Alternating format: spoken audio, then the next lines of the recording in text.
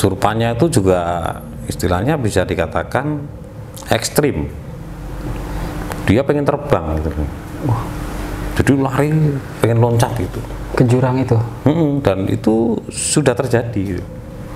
Kondisinya masih kesurupan kayaknya gitu. Jadi dia teriak-teriak. Kondisi di selangkangan itu ketancap kayu gitu. Selangkangannya? Ketancap kayu dalam juga segini ini kok. Assalamualaikum warahmatullahi wabarakatuh. Balik lagi sama gua Indra.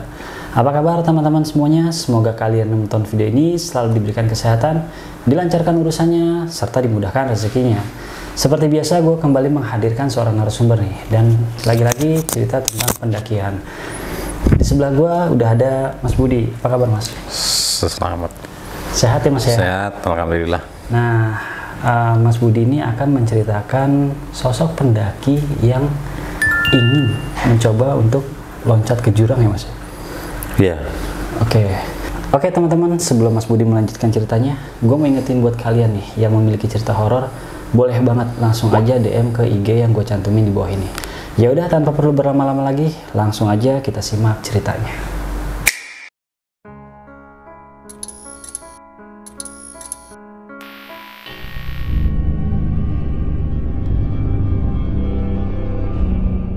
Ada nggak sih hal-hal yang ganjil di dalam itu? Nggak boleh cuci muka di dalam ya, berarti harus dibawa keluar ya, kayak nebas atau ngebabat gitu ya. Sebenarnya jalurnya ini emang jalur resmi si pengikutnya nih. Oke, Mas Budi, gimana tuh Mas ceritanya Mas? Jadi pada saat itu ya, mungkin kejadian ini udah berlangsung sangat lama. Jadi pada tahun ya mungkin 98 lah. 98. Iya. Lama juga ya. 98. Jadi atas nama Ade begitu aja. Aku lebih mengenali dengan nama Ade. Tapi nama kepanjangannya nggak begitu tahu ya. Jadi Ade ini perempuan? Cewek, iya, perempuan. Ade ini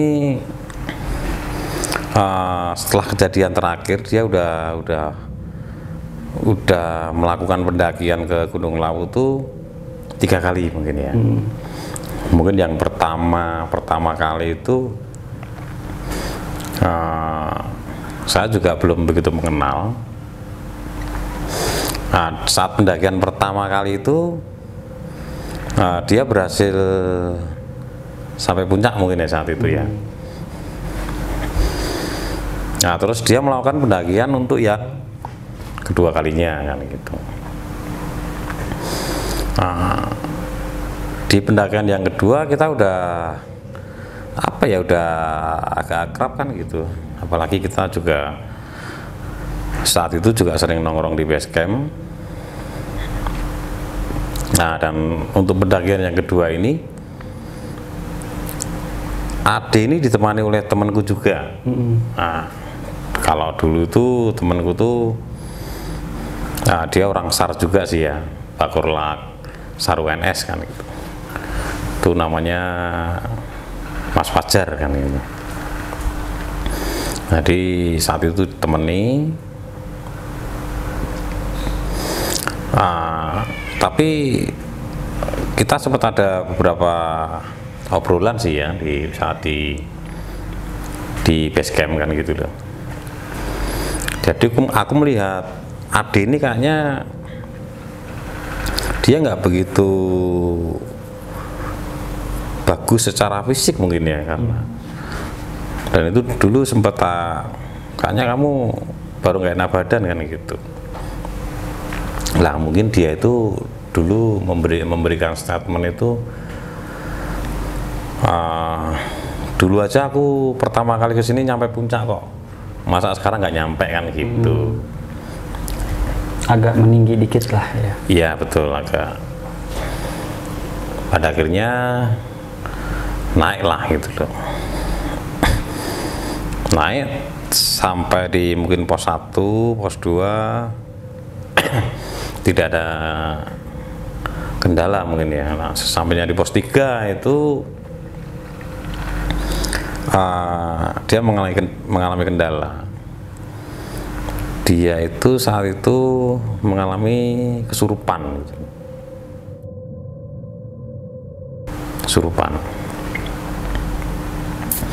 Kesurupannya itu juga istilahnya bisa dikatakan ekstrim. Dia pengen terbang gitu. Jadi lari, pengen loncat gitu. Ke jurang itu? Dan itu sudah terjadi gitu. Jadi untungnya di area pos 3 itu jurangnya juga dalam arti dengan kemiringan kan enggak 90 derajat gitu ya, jadi masih ada landai-landainya gitu. Tapi kan yo, untungnya pada saat itu masih bisa dikejar oleh temanku itu tadi kan gitu loh. Mas Fajar itu? Iya, istilahnya bisa dikondisikan lah. Tapi dia karena juga sendiri, dia tetap butuh pertolongan kan gitu. Nah akhirnya mungkin saat itu dia meninggalkan pesan ke pendaki yang turun mungkin ya, lalu disampaikan ke pos saat itu. Akhirnya teman-teman juga naik untuk berusaha membantu kan. Nah pada saat itu lebih tepatnya digendong sama teman-teman gitu, karena kondisinya juga masih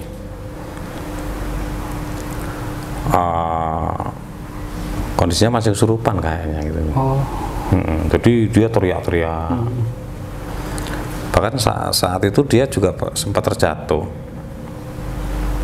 karena dia selalu berontak gitu. Terjatuh tuh saat itu kondisi di selakangan itu ketancap kayu gitu. Selangkangannya? Ketancap kayu dalam juga segini ini. Tapi nggak nangis, justru tertawa dia karena masih apa ya istilahnya, yang merasakan mungkin bukan dirinya ya. Itu masih kondisi kesurupan? Masih. Bahkan teman-teman yang menggendong itu juga sempat ada rasa ketakutan juga kan, ya, dia selalu berteriak-teriak dan ngomong kalau dia melihat banyak kuburan seperti itu kan ya. Tapi alhamdulillah pada saat itu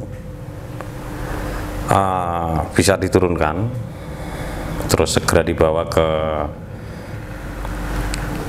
medis lah gitu loh, ke puskesmas untuk dilakukan penanganan karena dia juga mengalami luka kan gitu, mengalami luka di selakangan tadi yang ketancap kayu tadi. Setelah itu istilahnya selesai lah gitu loh, selesai udah. Kita juga saat dulu juga nggak begitu menghirukan, yang penting kita bisa menyelamatkan kan gitu. Tapi pada akhirnya Adi ini naik lagi gitu loh, selang berapa nggak begitu lama gitu loh.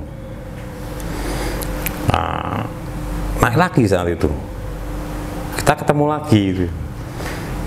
Saat itu aku juga pas nongkrong di Semoro Kandang gitu kan, sempat mendekat itu Adi itu. Nah dia naik juga ditemani sama orang yang sama, Mas Fajar. Nah Mas Fajar itu ya, teman dari Bakorlak itu kan. Itu malah aku sempat diajak, Mas Budi ayo ikut naik gitu loh. Karena aku juga masih nongkrong sama teman-teman di situ banyak juga. Akhirnya yaudah kamu naik duluan, nanti aku nyusul kan gitu. Udah akhirnya naik. Saat itu aku kayak ada rasa pengen nyusul gitu loh. Akhirnya aku nyusul. Dan pada waktu itu mungkin aku sendiri masih sangat muda ya. Jadi mungkin secara fisik itu juga masih fit. Ya masih bisa diandalkan lah gitu. Meskipun sampai sekarang juga masih bisa diandalkan kan gitu. Aku sempat nyusul itu sampai pos 2. Karena berhubung saat itu aku tuh nyusul cuma hanya orang tok gitu loh. Jadi nggak bawa apa-apa. Senter juga nggak bawa. Hanya bawa minuman tuh paling 1 botol kecil itu. Aku sampai pos 2, jadi kalau dulu aku naik dari pos sampai ke pos 2 itu paling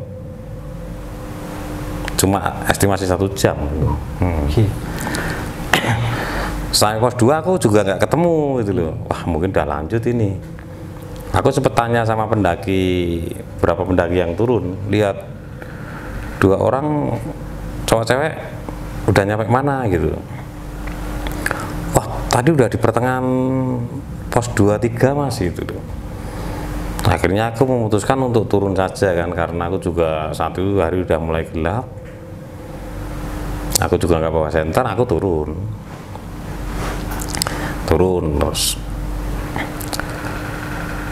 tidak berapa selang lama setelah aku sampai di pos itu, tiba-tiba ada pendaki itu langsung kayak tergesa-gesa itu, langsung ngomong menceritakan, Mas, di pos 3 ada pendaki cewek yang jatuh ke jurang gitu.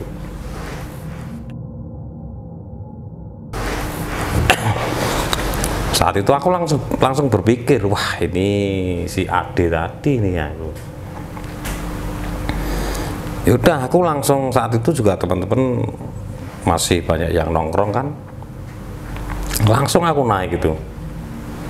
Terus langsung naik aja gitu. Aku naik sama teman-teman itu ya udah agak malam sih ya, karena tapi saat itu juga cepet sih aku nyampe dari base camp ke pos 2 itu ke pos 3 ya. Pos 3 itu paling estimasi 2 jam itu aku udah nyampe pos 3. Iya 2 jam. Dan pada saat itu Ade dan temanku tuh udah berada di posisi tengah jalur. Mereka mendirikan tenda gitu, karena mungkin karena urgent ya, urgent. Jadi mungkin Ade tadi juga melakukan hal yang sama di pendakian yang keduanya gitu. Dia lompat juga gitu, tapi masih bisa dikejar oleh temanku tadi. Nah, akhirnya dikondisikan di dalam tenda dan ditungguin. Nah, pada saat aku nyampe itu kok ada tenda di tengah jalur. Nah, ternyata Ade itu udah di dalam. Dan pada saat aku nyampe di tenda itu memang kondisinya dia masih berteriak-teriak. Ya istilahnya masih kesurupan kayaknya gitu. Berarti yang pendakian ketiga ini dia kesurupan lagi nih. Iya, dan dia terjun lagi gitu. Melakukan hal yang sama hal di yang pendakian sama. kedua. Ya, betul. Aku sampai dia masih teriak-teriak. Wah, yes, namanya orang kesurupan kan seperti itu kan. Jadi saat itu aku dan teman-teman tuh menjaga dia tuh agar tidak keluar dari tenda gitu. Sampai pada saat malam itu loh, dia ngomong kalau pengen pipis nggak tak bolehin keluar, itu tak kasih misting itu loh. Biar pipis di misting. Nggak usah keluar, pipis di sini aja. Karena apa ya, kita lebih menjaga kalau nanti keluar dia akan melakukan hal yang nekat gitu. Dia akan lompat lagi, sedangkan kondisinya malam, sangat minim dengan apa ya, pandangan dan sebagainya. Itu yang lebih kita jaga. Jadi sampai pipis pun kita kasih misting untuk supaya pipis di situ. Tapi ini kondisi masih kesurupan. Jadi kadang itu kesurupan. Kan kalau itu kan kita berusaha mengeluarkan gitu ya. Oke lah, udah keluar, tapi tidak selang lama itu masuk lagi seperti itu. Gantian berarti. Jadi entah itu yang masuk itu apakah gaib yang sama atau yang berbeda, itu kan kita juga nggak tahu. Yeah. Akhirnya kita tungguin sampai pagi tuh.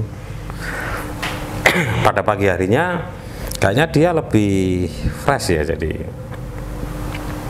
lebih fresh. Saat itu kita ngopi-ngopi dulu dia udah mulai bisa kita ajak bercanda kan gitu kan. Nah, akhirnya kita memutuskan untuk ya turun kita tetap kita kawal. iya, kita selalu backup kan, karena kita mengkhawatirkan dia akan kesurupan lagi dan dia nekat untuk terbang tadi yang saat itu jalan pelan-pelan tuh dia kayaknya selama berjalan itu kok agak jalannya udah nggak stabil gitu loh, akhirnya dia terjatuh dan pingsan itu.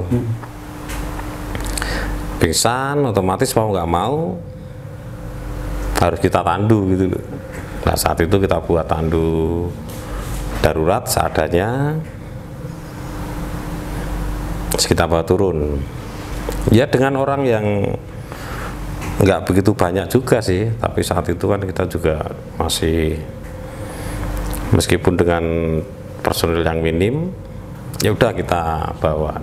Dan Ade ini kan juga secara fisik juga gak terlalu besar kan, dia agak kecil gitu, kecil tapi manis gitu. Nah, akhirnya udah sampai bawah, udah keadaan udah ini kan, akhirnya dia balik gitu.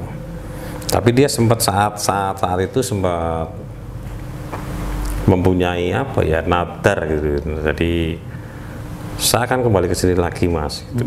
Dia akan melakukan tahap apa ya, kayak selamatan gitu loh. Mau selamatan lah, dalam arti kalau orang Jawa itu bancaan gitu loh. Jadi kayak bancaan nyembelih ayam dan sebagainya seperti itu. Buang apes. Nah, mungkin saja seperti itu.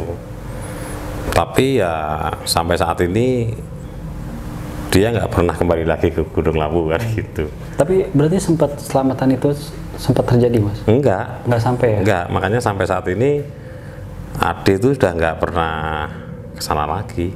Okay. Jadi hanya 3 kali pendakian, 1 berhasil, yang kedua dia mengalami hal yang sama gitu.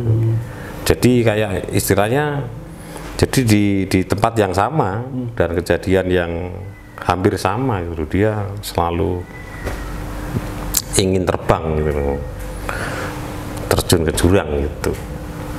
Tapi ya alhamdulillah dengan 2 kejadian yang sama itu bisa kita selamatkan gitu.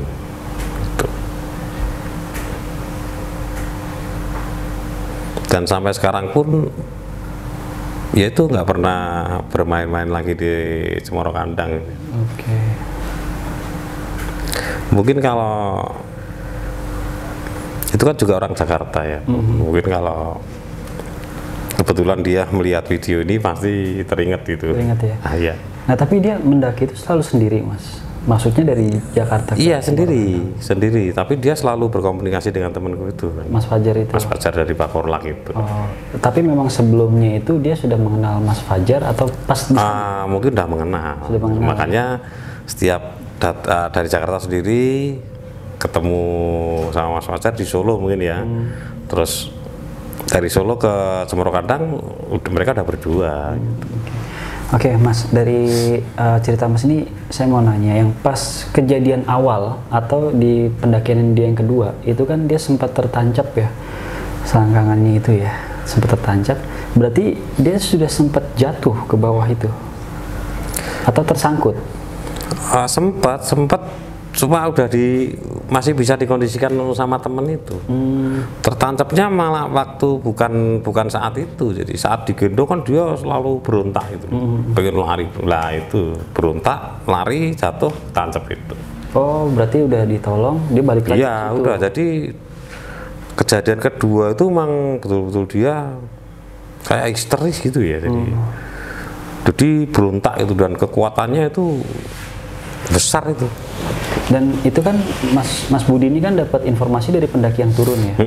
Nah pendaki yang turun itu kalau boleh tahu berapa jumlahnya Mas? Wah itu sampai lupa ya gue ya. Jadi karena kejadiannya udah lama juga sih. Lebih dari 2 atau?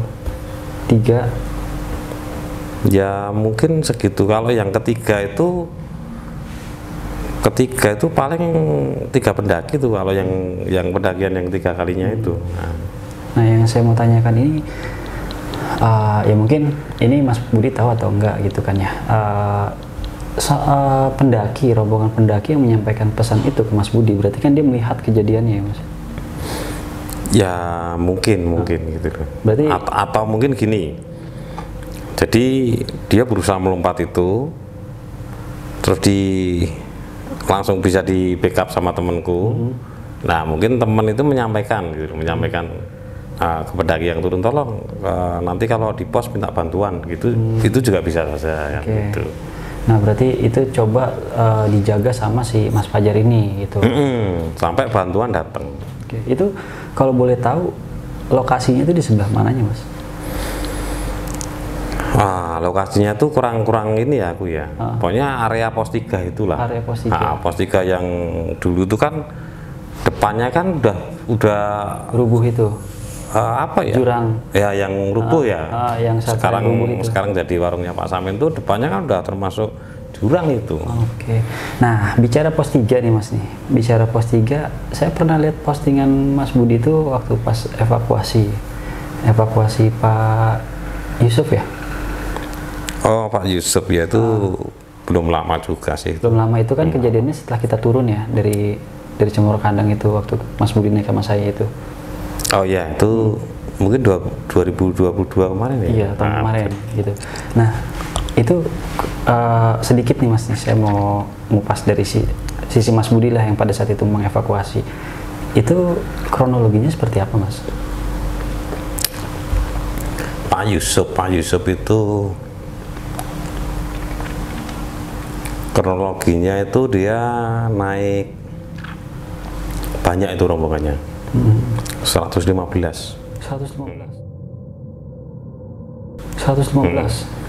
Itu kayak dari pondok pesantren.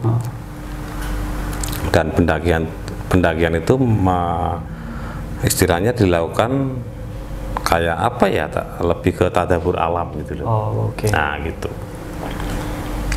115.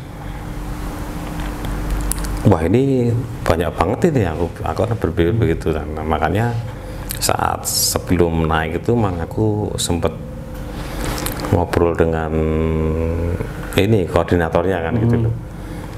Ya istilahnya aku beri arahan lah gitu loh. Masalahnya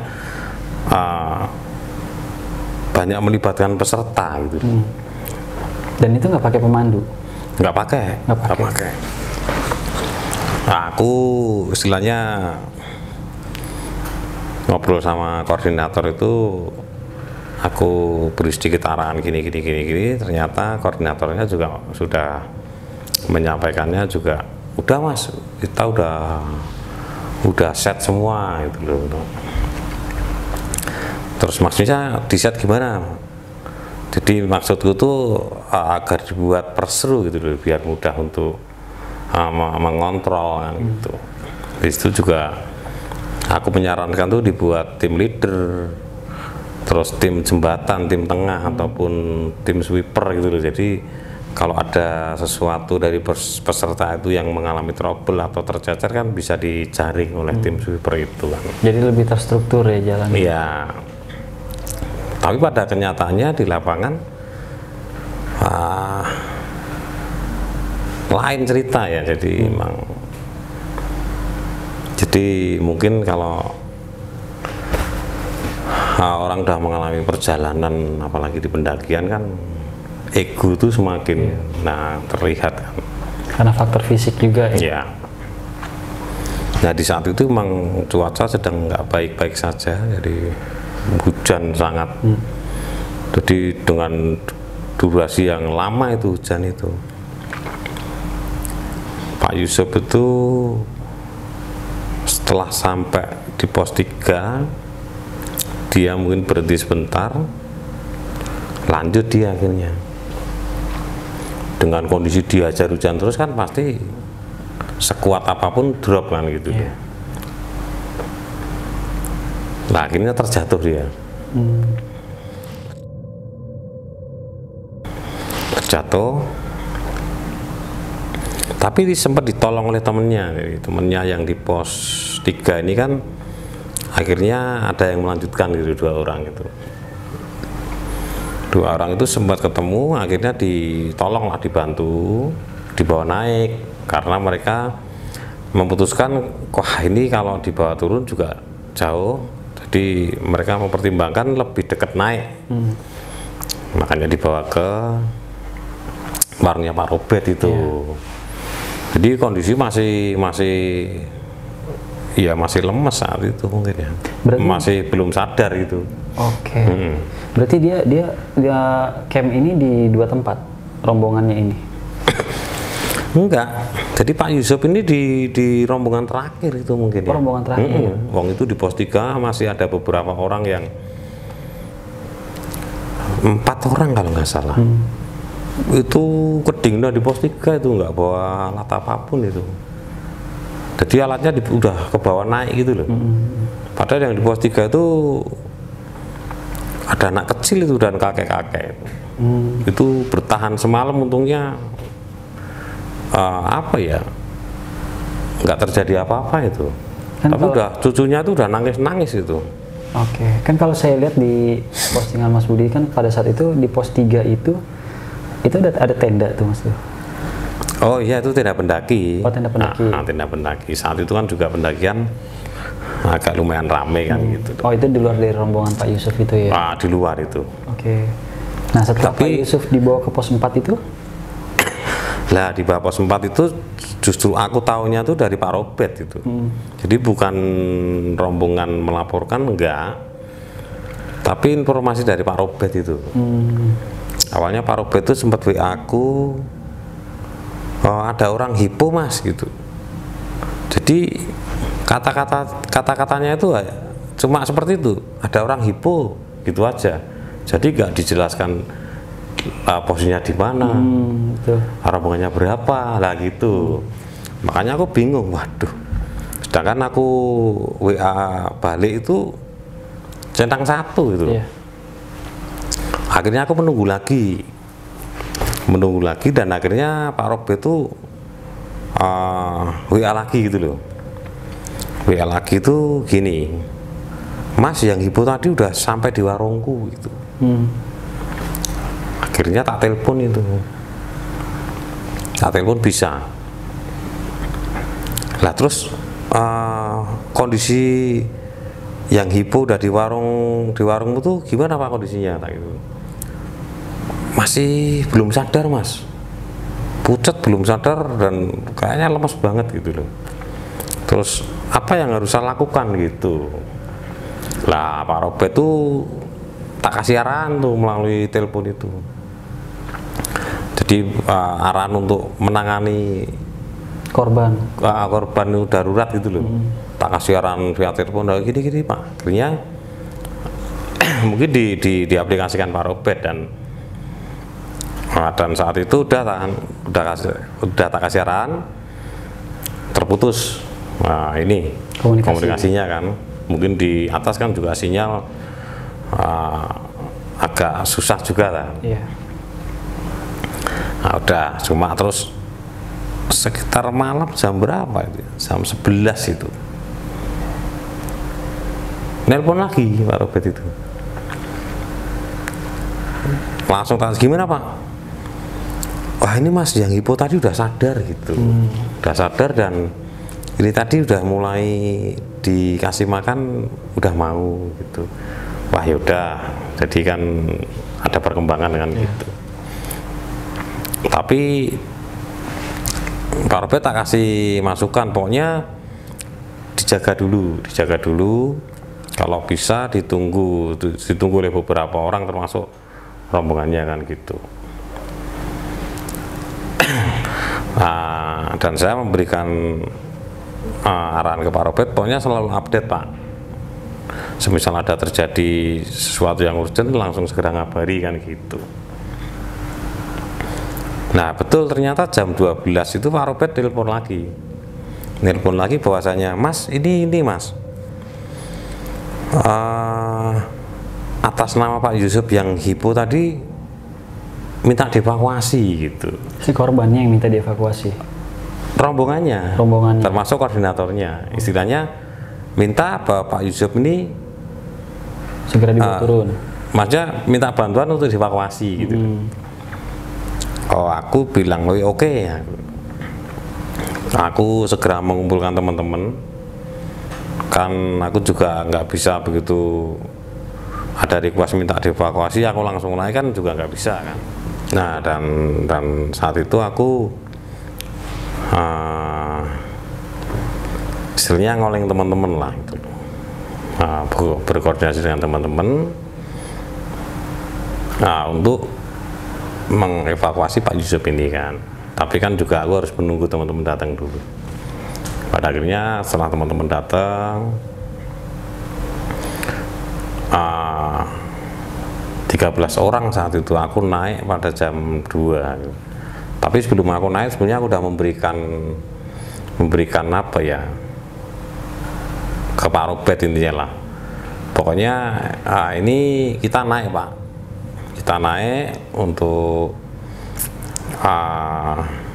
istilahnya sesuai dengan permintaan gitu. Kita naik untuk mengevakuasi Pak Yusuf ini. Tapi tolong jadi selama di pos 4 Pak Yusuf ini dijaga dulu lah gitu. Dijaga dulu sampai kita datang gitu. Nah, kondisi pada saat itu belum katakanlah belum habis ya, masih apa? Belum wafat. Belum, itu kan udah ada perkembangan kan. Pak Robert menginfokan yang terakhir bahwasanya Pak Yusuf ini udah sadar dan udah mau makan kan. Gitu. Tapi kenapa pada saat ada perkembangan itu malah minta dievakuasi ya? Ya mungkin karena kondisinya masih lemah gitu loh, masih lemah. Karena ternyata Pak Yusuf ini juga mempunyai riwayat penyakit gitu. Oke. Dia punya diabetes sama asma, gitu. Dan saat itu kebetulan obatnya juga nggak dicari, nggak ketemu. Mungkin apa ya? Jadi tasnya itu kebawa oleh temennya gitu loh. Jadi, oke saat itu kita naik jam 2 aku start 13 personil itu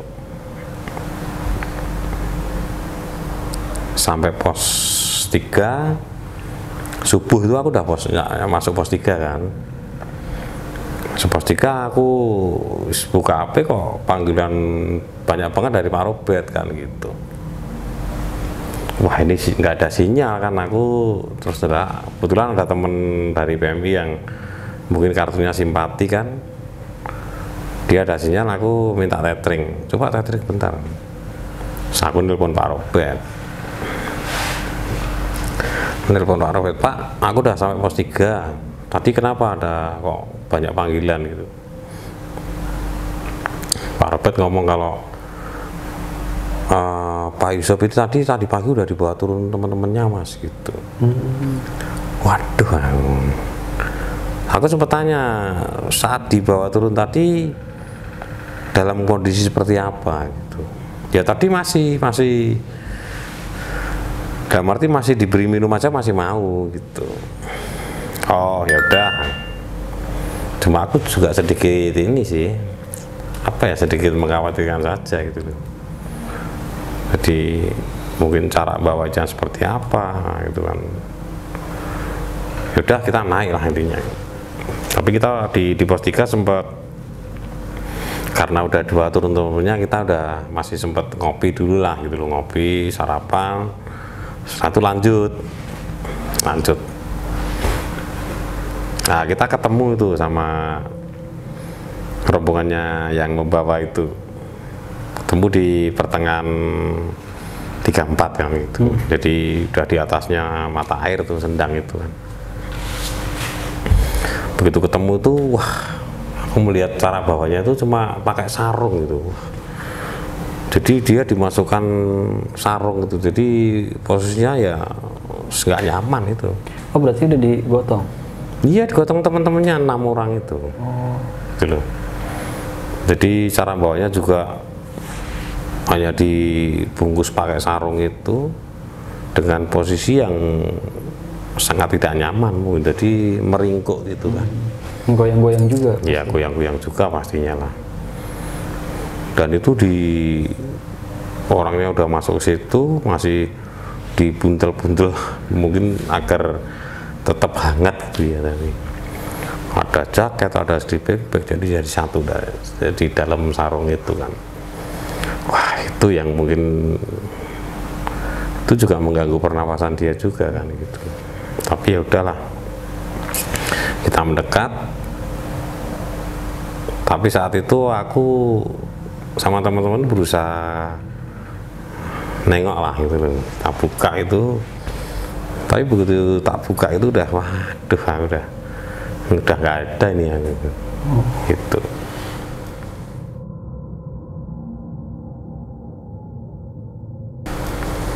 Ya kita nggak menyalahkan rekan-rekannya juga ya gitu loh. Padahal aku kan udah memberikan arahan ke Pak Robert juga kan, agar biarkan di pos 4 dulu menunggu kita sampai datang kan gitu. Tapi ya udah teman-temannya istilahnya nggak sabar lah. Atau mungkin karena kondisi panik juga mungkin. Mungkin juga ya, tapi kan kondisi di pos 4 lebih nyaman sebenarnya. Betul, di warung itu. Di warungnya Pak Robert lebih aman dan nyaman. Karena di situ juga ada perapian ya. Ada perapian, mau pesan makan apapun kan ada kan gitu. Cuma hanya istilahnya ditungguin aja, ditungguin. Kalau mau makan dikasih makan atau diberi teh hangat atau apa kan gitu. Tapi kalau untuk alasannya mau dievakuasi itu apa Mas? Ya kurang tahu saat itu, intinya Pak Robert mengabarkan kalau Pak Yusuf ini udah sadar, udah mau makan. Jadi sebenarnya udah ada perkembangan sih ya, ada perkembangan. Nah mungkin karena requestnya minta dievakuasi ya karena kondisinya masih lemah gitu mungkin ya. Tapi kita udah memberikan arahan dan rekan-rekannya juga nggak sabar menunggu. Akhirnya mereka bawa sendiri. Padahal itu selisihnya sebenarnya nggak lama. Semisal selisih 1 jam tuh aku dan teman-teman dulunya udah sampai pos 4 itu. Tapi pada saat dibawa sama teman-temannya ini Mas, teman-teman ini menyadari nggak kalau? Nggak tahu kalau Pak Yusuf ini meninggal, nggak tahu. Oke. Betul-betul nggak tahu. Jadi mereka hanya membawa saja gitu. Dari sini aku udah bisa memberikan statement itu sebetulnya juga sebuah kesalahan. Jadi mengambil keputusan yang nggak tepat menurutku ya gitu. Karena dalam posisi membawa korban atau orang yang mengalami insiden di gunung itu, posisi membawa itu harus tetap selalu direspon gitu loh. Direspon. Jadi mungkin tiap 10 menit kita cek kan gitu. Kita cek, kita beri respon gitu. Lah itu mungkin tidak dilakukan. Jadi emang nggak tahu teman-temannya saat membawa terus Pak Yusuf ini meninggal, nggak tahu. Jadi mungkin memang karena nggak ada basic di situ mungkin ya Mas. Mungkin gitu, mungkin bisa saja seperti itu. Setelah itu aku bawa ke pos 3 kan. Itu kita ketemu kan di pertengahan kan, di atasnya Sendang. Langsung kita oper kan. Udah kita yang bawa Pak. Udah kita bawa. Aku udah memastikan bahwasanya Pak Yusuf udah nggak ada gitu, udah MD. Aku udah ngode sama teman-teman, kita bawa pos 3 dulu. Nah di situ kayak kita mencari tempat yang luas juga kan gitu.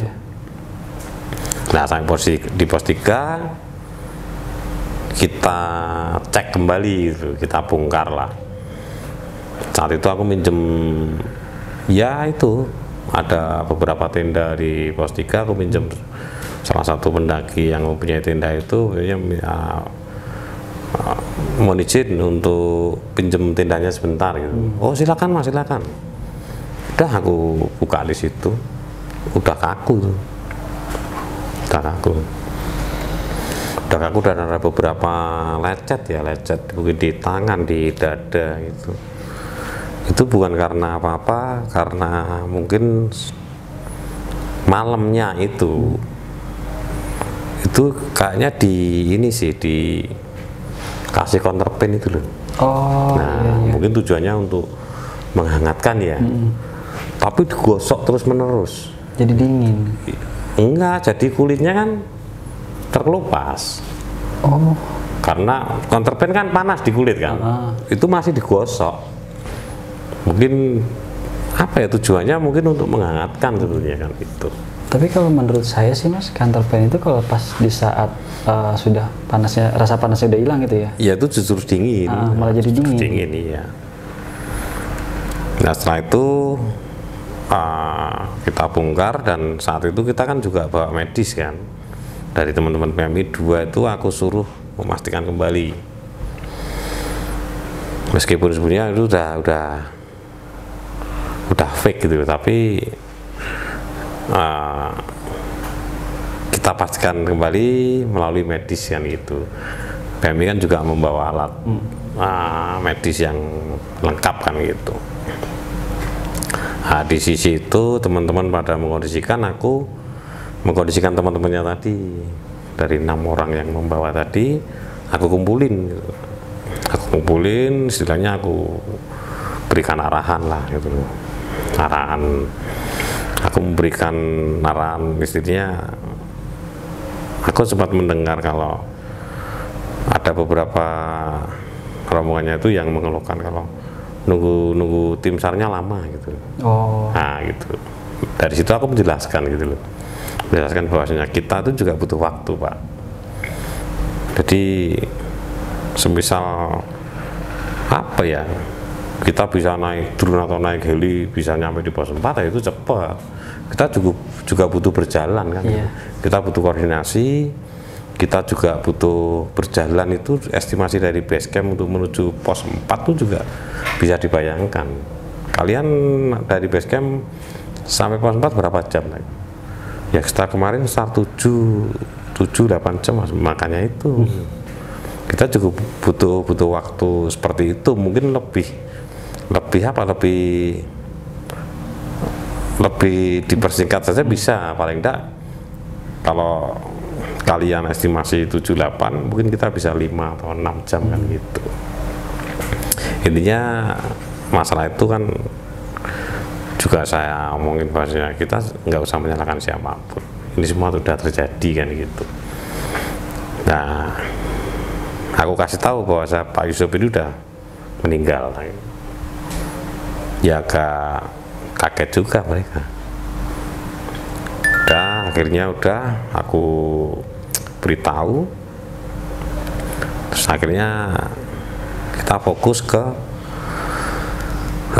bagaimana menurunkan Pak Yusuf ini kan gitu. Ya udah. Tapi saat penurunan itu teman-temannya juga membantu juga sih ya, karena kita ber-13 secara bergantian. Kebetulannya teman-temannya ini secara fisik juga masih bagus-bagus sih, jadi bergantian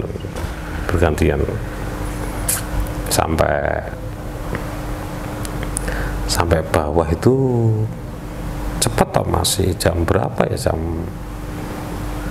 1 siang udah sampai bawah. Udah sampai bawah, lanjut ke pihak terkait. Nggak tahu itu rombongan dari yang lain tuh hampir nggak terlihat itu, karena mereka sebagian lewat dari Semorosewu juga. Ya mungkin itu kejadian Pak Yusuf itu, sedikit cerita tentang Pak Yusuf itu.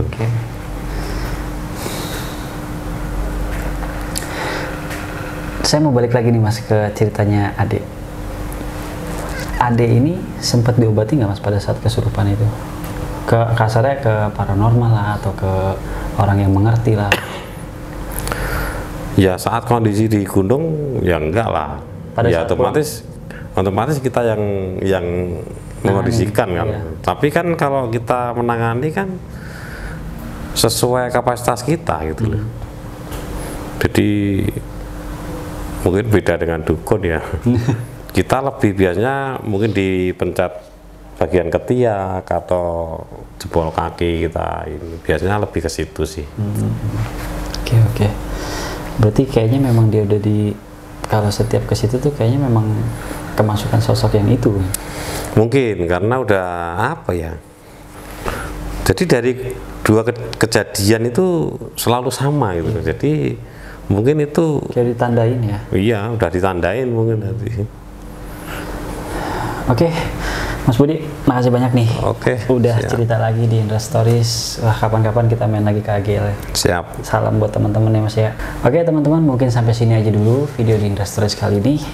Tapi sebelum gue tutup, gue mau ingetin kalian yang memiliki cerita horor bisa langsung DM aja ke IG yang gue cantumin di bawah ini. Ya udah, gue Indra dan Mas Budi pamit undur diri. Wassalamualaikum warahmatullahi wabarakatuh.